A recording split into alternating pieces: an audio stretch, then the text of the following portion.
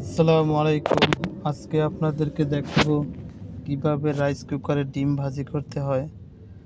প্রথম রাইস কুকারটা চুলাতে দিবেন, যে ইলেকট্রিক চুলাটা আছে। সামান্য একটু তেল দিবেন।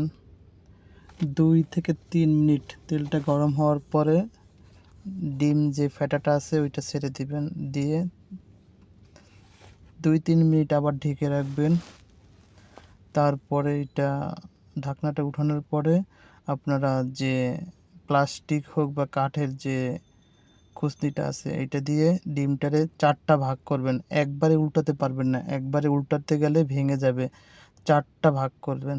4টা ভাগ করে তারপর আপনাকে আস্তে আস্তে আস্তে আস্তে করে সাবধানে উল্টাতে হবে। আপনি যদি একত্রে উল্টাতে যান তাহলে ভেঙে যাবে। তাহলে আপনি ডিমটা করতে পারবেন না, মানে সুন্দর হবে না, জাস্ট ভেঙে চলে যাবে। আপনি 4টা ভাগ করতে হবে। মাঝ দিয়ে একটা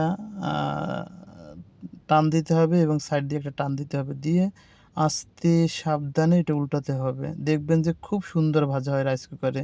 আমি প্রায় এরকম রাইস কুকারে ডিম ভেজে খাই। তো ভাবলাম যে আপনাদের সাথে একটু শেয়ার করি, যদি আপনাদের উপকার হয়।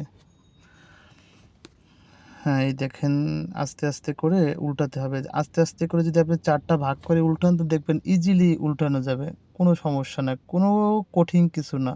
আপনি আস্তে আস্তে করলে উল্টানো যাবে। আর তেল খুবই কম দিতে হয়, বেশি তেল দিতে হয় না। ঠিক আছে, সবাই ভালো থাকবেন। আমার ভিডিওটা শেয়ার করে দিবেন। আর যদি এরকম আরও নতুন নতুন ভিডিও